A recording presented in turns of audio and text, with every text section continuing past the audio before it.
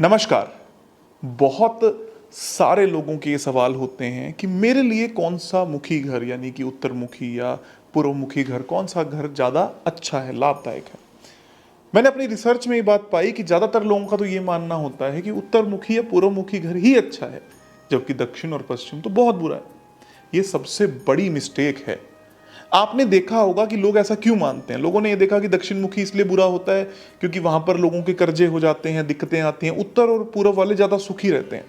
लेकिन अब आपको ये भी सोचना चाहिए कि इस देश दुनिया में जो सबसे अमीरियत हासिल करने वाले लोग हैं, उनके घर कौन से मुखी हैं, दक्षिण मुखी हैं, पश्चिम मुखी, उत्तर या पूर्व मुखी। आप ज़्यादातर पाएंगे कि दक्षिण या पश्चिम मुखी घर ज़्यादा तरक्की करते हैं। लेकिन ऐसा नहीं कि उत्तर और पूर्व वाले नहीं करते हैं। समस्या क्या है? अपने व्यापार के अनुसार आप क्या करते हो, क्या कर्म करते हो, उसके अनुसार अगर आपका प्रवेश द्वार चयन होता है तो ज़्यादा अच्छा रहता है। उदाहरण के तौर पर ज़्यादातर लोगों ने क्या कहा कि उत्तर दिशा में 8 प्रवेश द्वार हैं, N1 से लेकर N8 तक।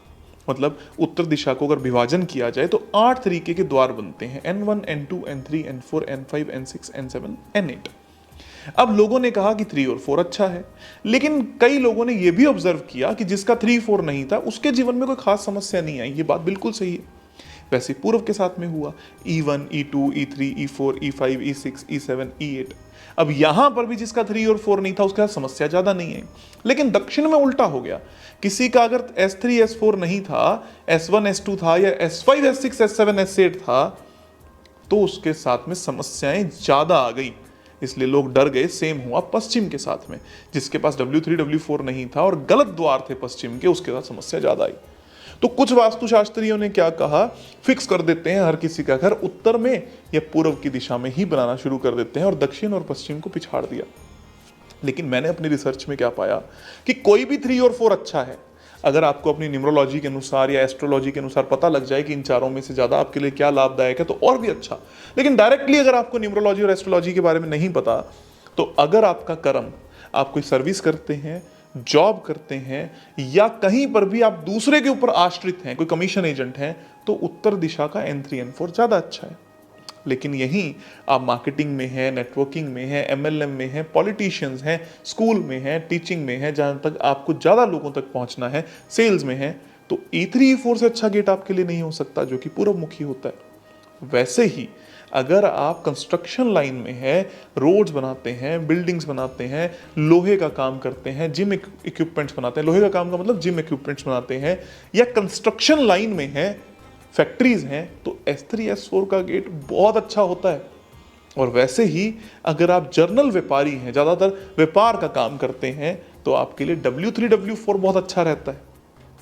ये मेरी रिसर्च रही। वो स्कूल जिनका द्वार E3, E4 है वो ज़्यादा चले, वो कॉन्ट्रैक्टर्स, वो बिल्डर जिनका द्वार साउथ का है वो ज़्यादा चले।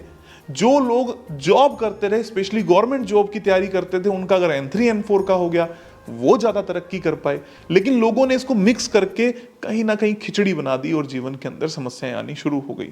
वास्तु लॉजिकल है, पॉइंट टू पॉइंट काम करता है, तब जाकर आपको 100% सही रिजल्ट मिलते हैं, नहीं तो नहीं मिल पाते। इसलिए आप भी इसी तरीके से ध्यान दें कि आप क्या कर्म करते हैं।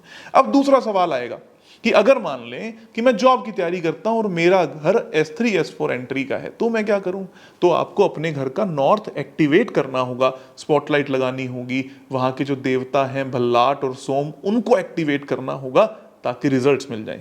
वैसे ही आप ये कहते हो कि मैं तो पॉलिटिशियन हूं, N3, N4 का गेट है, यानी कि उत्तर दिशा का गेट है, तो आपको E3, E4 वाले देवता और आर्यमा देवता, जो कि पूर्व दिशा के देवता हैं, और महेंद्र, इंद्र, इन देवताओं को भी एक्टिव करना होगा।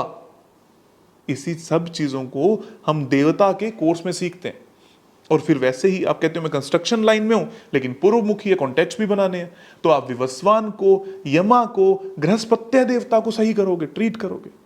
और वैसे ही अगर आप पश्चिम दिशा के गुण चाहते हो तो मित्र को, वरुण को और पुष्पदंत को एक्टिवेट करोगे। यही है देवता एक्टिवेशन, जिससे आपको पर्याप्त रिजल्ट मिल जाते हैं या मिल सकते हैं।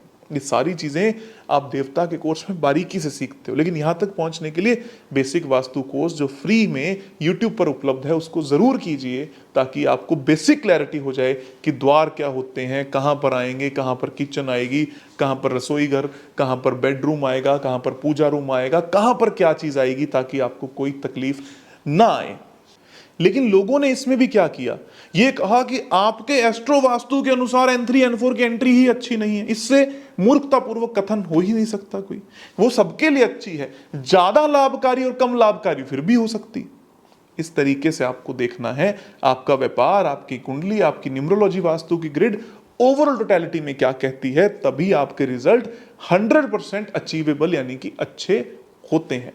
अभी भी आपको कुछ ना समझ में आया हो तो ज़रूर कमेंट करके पूछिएगा, ताकि मैं आपके रिप्लाई कर सकूं। आप सभी का बहुत बहुत धन्यवाद, आभार और खूब सारा प्यार।